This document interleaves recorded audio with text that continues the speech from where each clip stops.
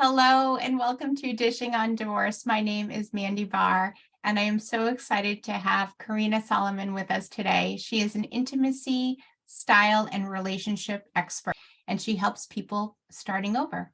Welcome. Hi, Mandy. Thanks for the invite. It's great to be here. Yes, it's great to have you.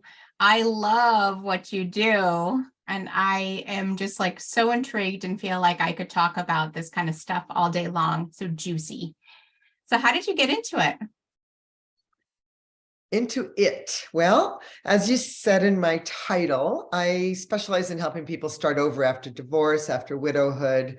And sometimes it's even couples that are trying to start over with each other, clear the canvas. But I'll talk a little bit about that later. So how did I start? Well, I've always been a teacher. I think that's where I should begin. I've always been a teacher, and it's always made sense to share the things that helped me. Like, I think the first time I remember teaching was when I was 3, trying to teach my 1-year-old sister how to tie her shoes. And yes, I'm dating myself. There was no Velcro then. So anyway, I had to literally learn this, and it was like, look, this is so cool. And so basically, as time went on, and I became a school teacher, and I did that for a while. And then it was everything I do is always from a teaching perspective. And so I was in sales for a while, and I sold some computers to a guy, and we dated for a minute and a half and then became great friends. And he was a really good looking guy. Now, I was at the time living in San Francisco, a very hip city. It was in the mid 80s, dating myself again. And this was a guy who'd moved from Toledo, Ohio to San Francisco and looked it, in my non-humble opinion. And so one day, and he was a great looking guy, but dressed horribly. And I said to him one day, would you please let me take you shopping? And he said, okay, next paycheck. Well, next paycheck, I took him to a bunch of stores. I remember he spent $1,200. I just remember that number, including a sport jacket and a bunch of casual stuff. And he said, now listen, I'm so colorblind. You need to come back and mark what goes with what, so I don't get ridiculed. And I'm like, okay. So I went back to his place and we did that. And then he went on a business trip and back east to visit his family and friends and business. He came back and took this then 30-year-old to the most fancy dinner she'd ever been taken to, with a lot of forks and, the waiters and the whole thing. And he said, that was incredible. It was like it transformed my life. People wanted to know if I'd won the lottery. And he said somebody flirted with me for the first time, and he was gorgeous once I got through with him. Right, Mandy? So anyway, and I was like, seriously? And I was hating selling computers. I like the people, but not the widgets. And I said, really? What would you have paid for that service? And at the time, you only heard about style consultants about, Nicole Kidman, styled by, or you heard about it with, media and movies. But it really wasn't like a profession that most people could just go have a personal shopper. Right. And so most of the image consultants I know started about that. So I hung a shingle. I said, what would you have paid me? He said $50 an hour. I'm like, that sounds really good, in the mid 80s. I was 30 years old. So that said, I started doing that. And it was mostly men clients, because those were my clients buying computers at the time.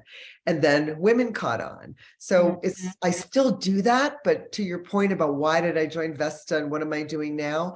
It's a combination of, it was never about the clothes for me, Mandy. I'm good at the clothes. My mother was an interior designer and an artist. And so my eye is, really into color and size and shape and balance. But it was never about the clothes. It was about how someone felt about themselves. What I know is that most of those people who came to me were either divorcing, being single for the first time, empty nested. They've been, strawberry stained jeans for how many years, and now they're like wanting to feel like a woman again and maybe sexy and alive, or they've lost a lot of weight and they have they're not used to revealing their bodies in a new way, or they're going to be going for venture. One male client of mine was going for venture capital money for a business he was starting, and he was a surfer guy, older, but I just took one look at him and I said, dude, you can't go to that meeting like that. You have to let me take you shopping. He's a coaching client. And he's like, oh,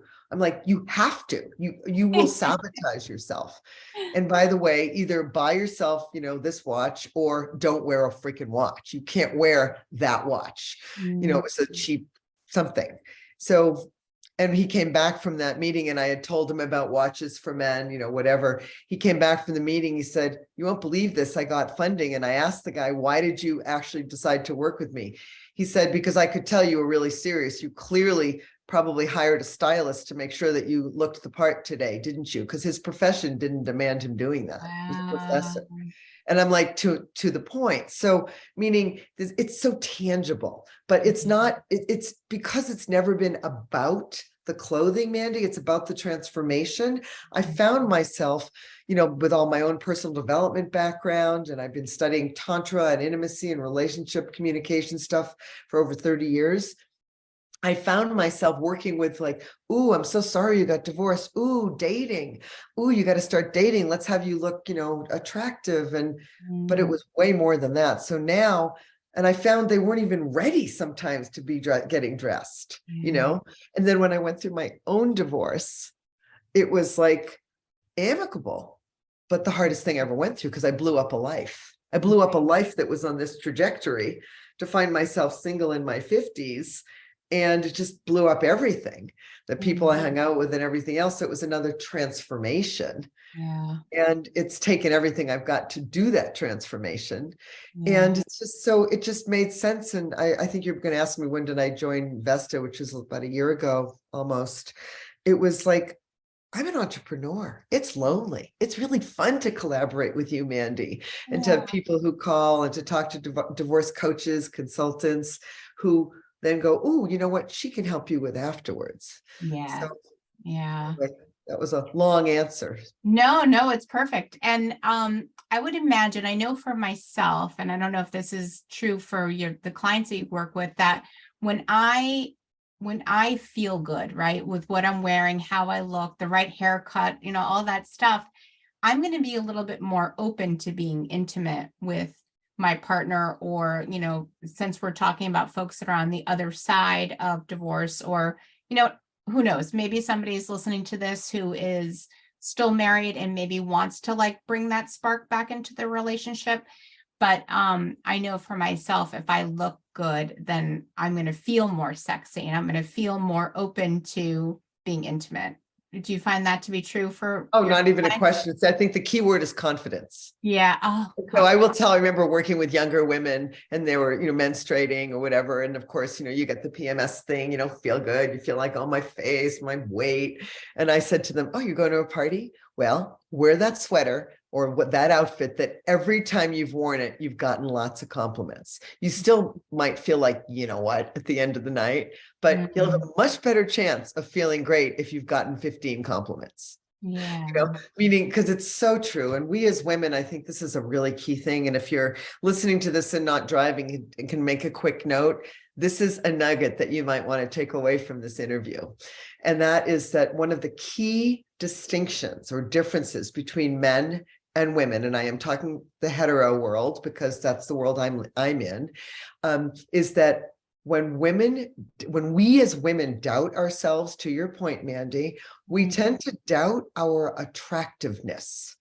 Do I look good? Are they going to be attracting? And I'm not only talking about our looks or what we're wearing. I'm also talking about just attracting business. We're coming from an attraction place.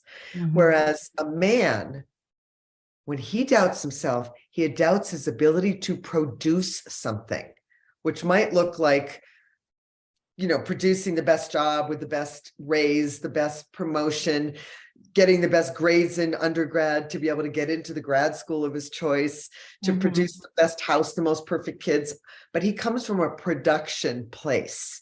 So now this is the really key tip. So if you're a woman listening to this, you want more from your man, from the bedroom to the boardroom, you want more from your man, make sure that you're honoring him for his production in life as much as you can.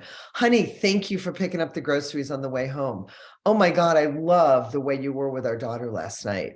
Or, "Wow, it's real." Just constantly let him know you appreciate the littlest of things. "Ooh, that was fun in bed last night." Whatever it is, let him know you appreciate him all the time, especially if you're going to ask him for something. So I'll get to that in a minute. And if you men are listening to this, make sure you let her know how beautiful you find her. And I mean, remember one time I said to my husband, does this look okay? He goes, well, you know, that looks okay. You're a style consultant. You know, it's your color. You've taught me that. I just asked you if it looks okay because I feel insecure right now and I need to hear from you that I look okay. Oh, yeah, you look great. Thank you. Because even if it's a script, it freaking works. Yeah. And that's so hard, right? For us to ask for what we need. You know, I'm feeling insecure, and you hit it right on the head, because I can't tell you. I mean, you know, I've been through my own divorce. I am happily remarried now, but I will say to my husband the same sort of thing. You know, how do I look? Does this look okay? And, you know, it's like, oh, I have to tell you a story. This is a hilarious story. So, you know, I've been in the personal development world since the first training I went into in my 20s, and I'm in my 60s now, proud of it. But and so back in my mid 30s, I wasn't married. I wanted to be, and I was invited to be somebody's +1 at something called Tantra Intimacy Intro thing. And I had an epiphany that night, because it wasn't sexual, but he couldn't go unless he brought a woman because they wanted gender balanced. And there was a circle of men, and you had to go stand, all strangers to me, like 12 or 13 men. And you had to go, the women were in an inner circle, and you had to say hello, like you do at the beginning of a yoga class, with namaste, which is Sanskrit for I honor the divine in you, you know, namaste. And then there were all these instructions, and it was so intimate, fully clothed, not sexual. And come on, I lived in the 70s. You know, we would just turn off the lights and do our thing, but it was really fun, you know, but it wasn't about intimacy in a new way that I was learning, you know? So here it was, like standing just a little closer than handshake comfort with someone you haven't met yet. And it was like, there was no place to go, because the assignment was look into this person's eyes, and you're like, you know, it was scary. It was so intimate. It's not what we do. And most of us. And so, you know, and then it was, okay, now after this man, now women step to your right. And it was one man after another. I became unglued, because it was, you know, the instructions were, with her permission, put your hand on her heart, or with her permission, stroke her hair. Mandy, tell me you don't love it when your husband, or in the past or whatever, a man stroked your hair. Yeah. It's so intimate. Yeah. Just like this thing, like we do it with children. Oh, you know, and sometimes our children and our pets get more petting than we do. You know? So anyway, I just became unglued, and it just had me start taking a zillion classes. And I ended up meeting my former husband, still my best friend, proud, of both of us. But, you know, we met in that world, the intimacy world. But fast forward, we took some very intense classes together, and he was learning some ways that might really help about this. Men need recognition for production. Women want to remember we're beautiful. So one day we were supposed to go to a fancy party, and I was PMSing. Okay. So I felt fat and gross and whatever. And he said, hey, babe, we need to leave in about an hour. Okay. And it was a dress up thing. And I had a few choices, but he came into the bedroom. The closet was over here. He came into the bedroom, sat on the edge of the bed, and took a piece of paper out of his pocket and unfolded it. He read a freaking script, which were notes he'd taken from one of the classes we'd been in. And he goes like this, dear, do you have a couple of choices of things you might want to wear tonight so I can help you? He had to read the words. And I said, yeah, I do. It didn't matter that it was a script. The fact that he remembered to get the script was the point. So I went and tried. He said, try them on for me. I tried one on. He said, let me see the other one. You know what? I think the second one's better. You looked at it. I think you'll feel better in it. Thank you. Oh, yay. It took all of 2.5 minutes. Right. And then he left the room, and then we left the house on time and all that. He was told, look, if you can preempt her pulling on you to say, honey, how does this look? I feel fat and I feel gross. If you can preempt that, it will take you 2 minutes, and then you'll have all the time in the world to get yourself dressed and shaved and go watch the game. Right. Right. And it was such an amazing thing. And then eventually he learned more to not have to go pull out the script, but even the script works. Yeah. Yeah. So that's what I teach. That's beautiful. So how do you tie in the intimacy piece of it for someone who is newly divorced or starting over and is thinking about getting back out there to the dating? Oh, thank you. You know, I do really deep dive work with people. It's not a therapy model, meaning it's not every Tuesday at 2. I mean, it might be, but in addition, what I know from having been divorced myself and you know, to avoid a rebound relationship where you don't even know who you are yet, and you jump into something and then, you know, you wonder why, you know, you just got married a second time and then you're divorced again. Yeah. You know, my joke with one guy who'd been married 3 times and we are talking about working together. I said, dude, you want the 4th to be your final? You want some new skill sets? And so what we do is people need to clear the canvas. They need to clear the decks of the past. They need to get through the divorce process, the blaming the self. Perhaps it was a betrayal, the money pieces, the co-parenting pieces if you have little children. I mean, there's so much work to do. You know, if you're lucky like I was, we were just done, but we'd already done therapy. We did coaching. We took lots of classes. And we sold our home. And on a swan song trip to Europe, we looked at each other one day and went, "Ooh, you know what? We're not being the president of each other's fan club anymore. We're bickering. We're just kind of done." And we were done. But it was, even though it was gentle and amicable, it still sucked. But for many people, it's not that. It's, oh my God, he cheated. Oh, she's horrible. She's bipolar. It's all these words about the past. You loved this person once. How about a way to remember that you actually chose that person from a level of love? And you might have even said the words, "till death do us part." You may not have, but I know when I got married, though I didn't say those words, I was not planning a divorce. I've been married once, you know, and I married late. I was married from 42 to 58. So, you know, that was the marriage part. The relationship was much longer than that. But it's just, we were done. But I wasn't done. I needed to look at what worked, what didn't work. You know, who do I need to forgive, including myself, and for what? And who do I need to thank, including myself, and for what? You know, and it's a big process. So I have a process for that. I call it the completion process. And it's a workbook, and we work it together. And it's really profound. And then that helps clear the canvas. So that's the first thing that needs to happen, whether you do it with someone like myself, or you do it on your own, or you do it in therapy. And therapy is a wonderful model, particularly if you have more family issues to work through. Mine's more of an educational model, you know, and so let's clear the decks first, and then we can design a relationship that's beyond your wild imagination. Yeah. So we have to look at, what are your deal killers? What are your must-haves? What are your preferences? And be able to recognize those. Yeah. So based on what you were saying, it almost sounds like you're teaching your clients to be intimate with themselves first. Certainly to love themselves first. Yeah. And having that like relationship with yourself where you fall in love with yourself, and you know, take yourself out on dates, and, you know, being able to really heal so that before you can go into the next, you know, your next relationship, whatever that may look like.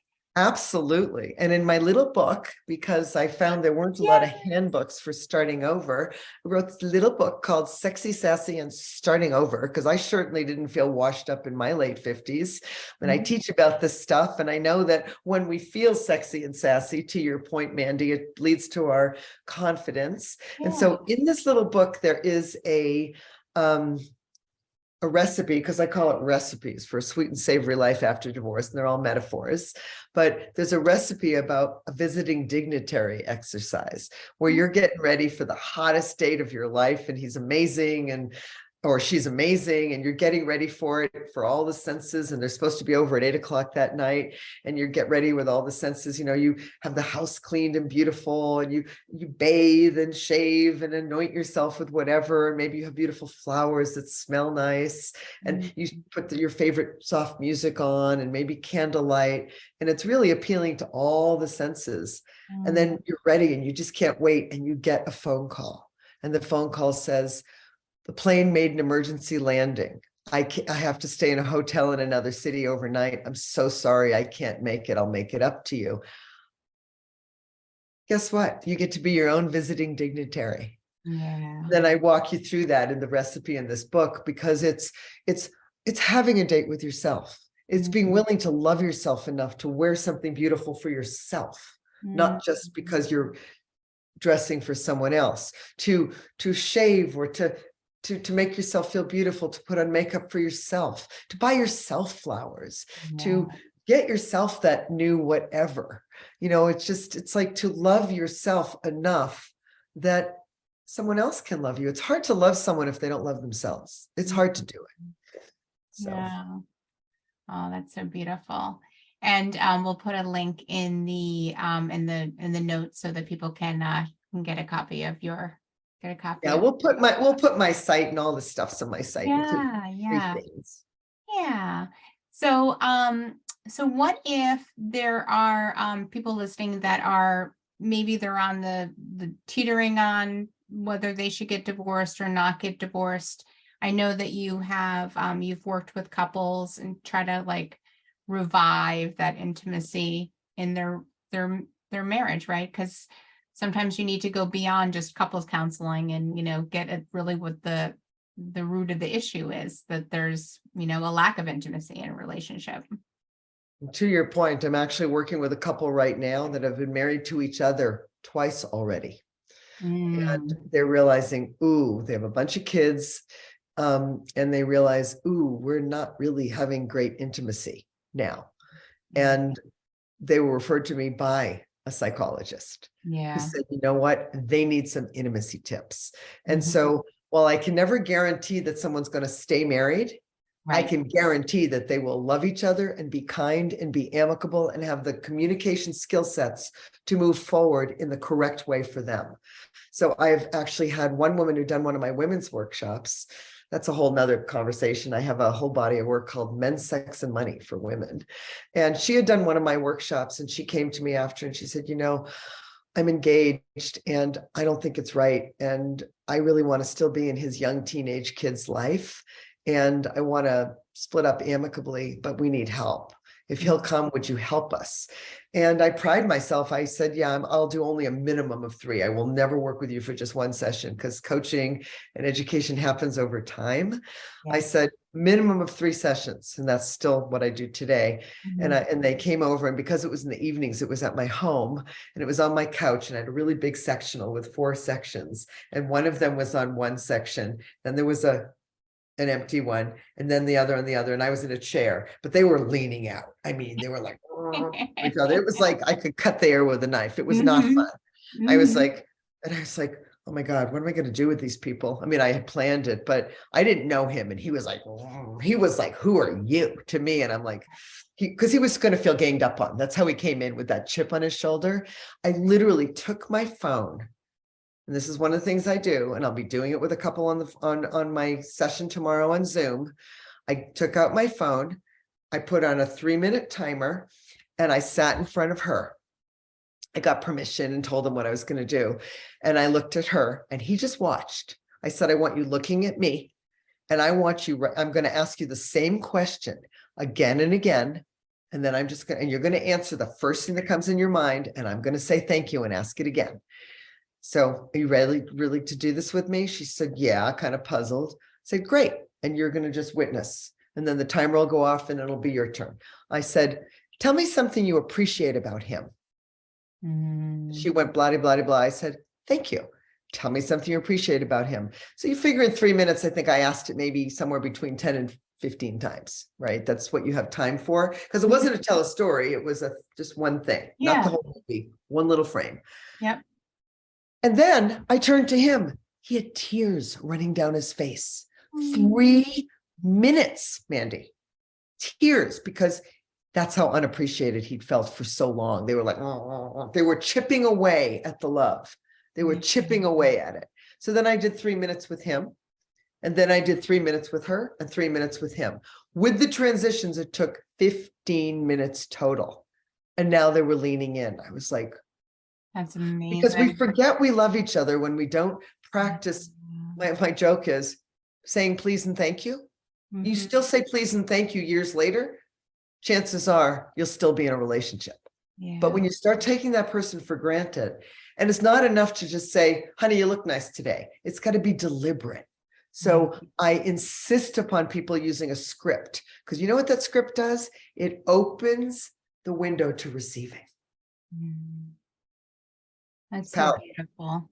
That's so And beautiful. And then when you rebuild the foundation, whether you, or, when you rebuild it, then you can have a new way to say, there's something I really need you to hear.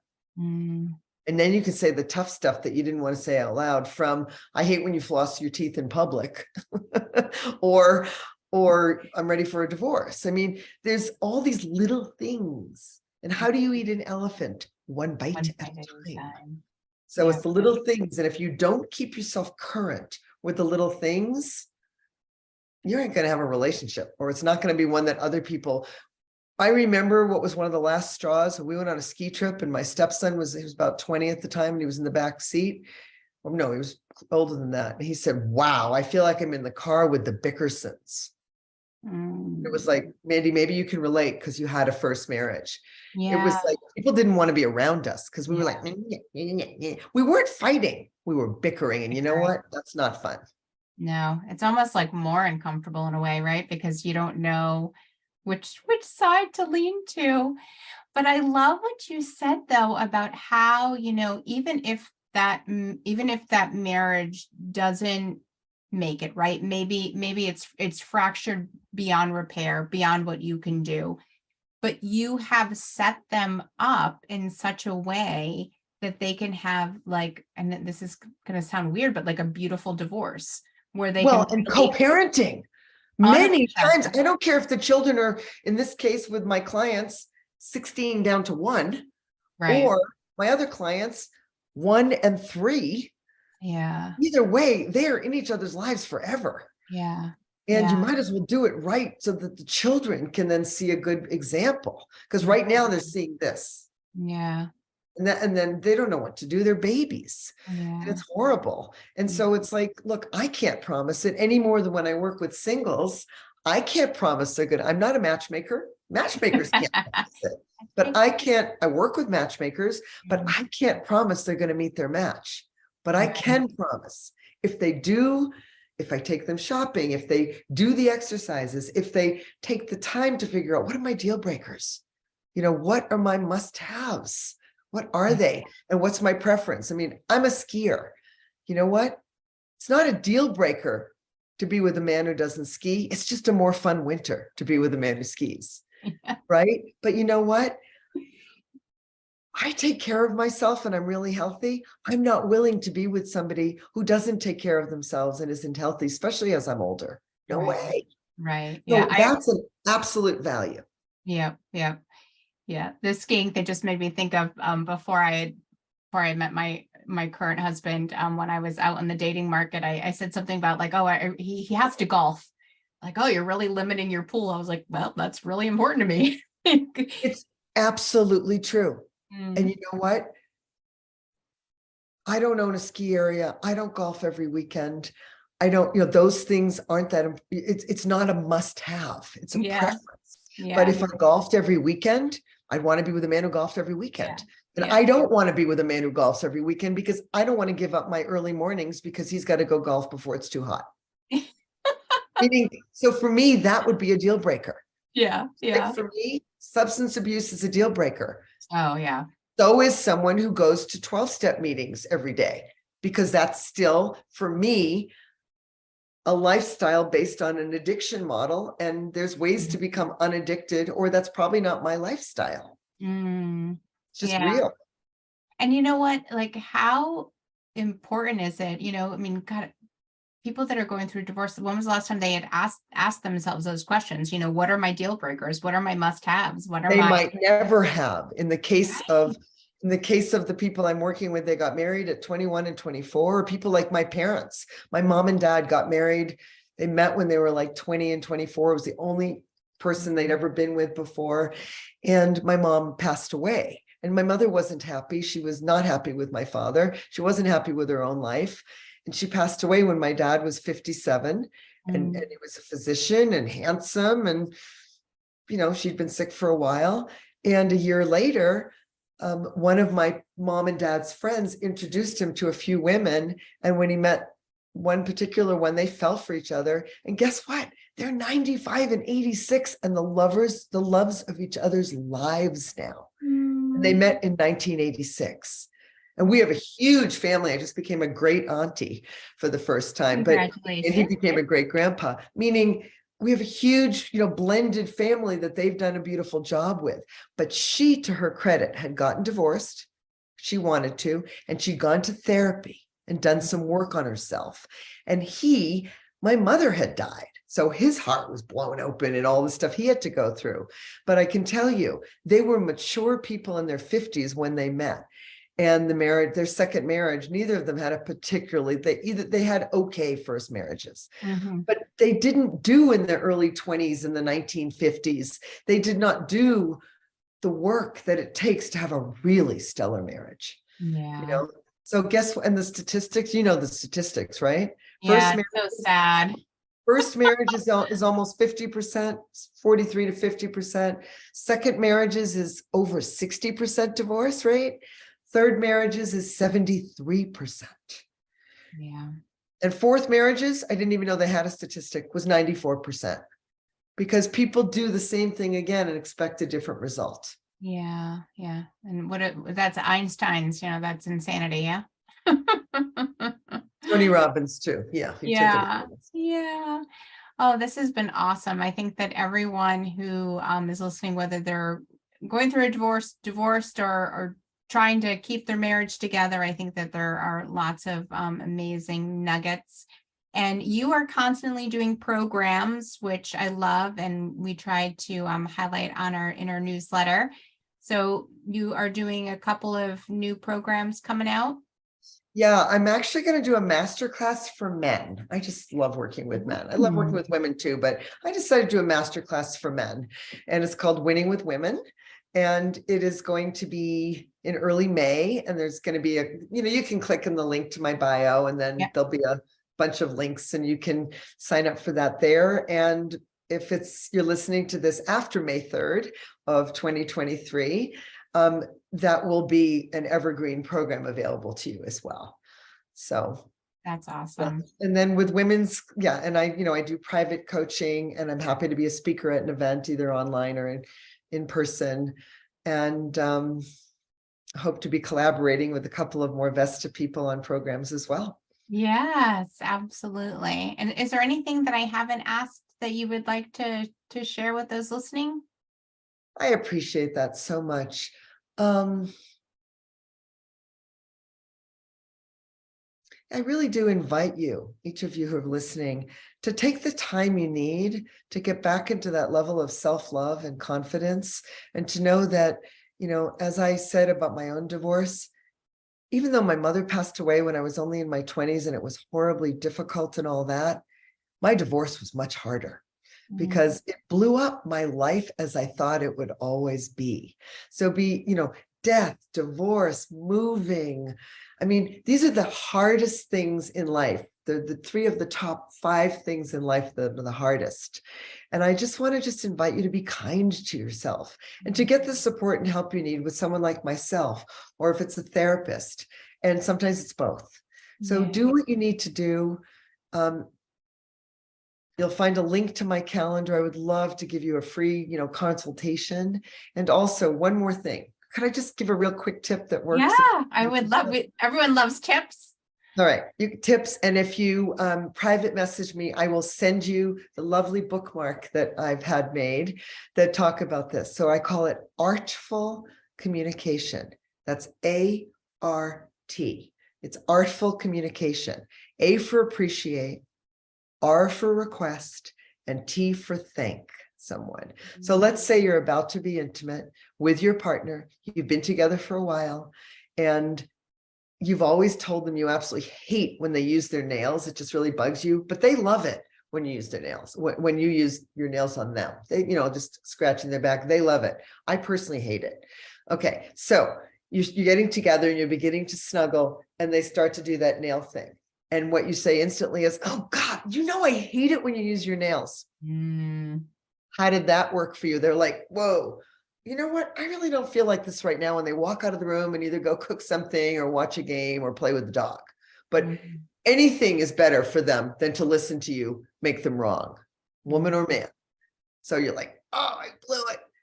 Here's the way to do it artfully. You ready? Oh, the same scenario. They use their nails. Oh, honey, I'm so excited that we set up this time to be intimate. Would you mind touching me a little bit more softly? Thank you. Because guess what? I appreciated them. There's always something to appreciate about them. Always.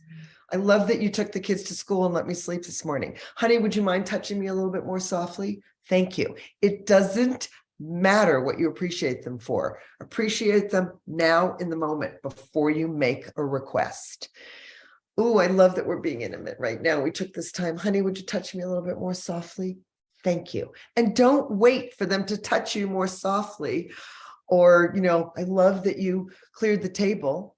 Would you mind putting the dishes in the dishwasher? Thank you. Instead of, can't you upload the dishwasher?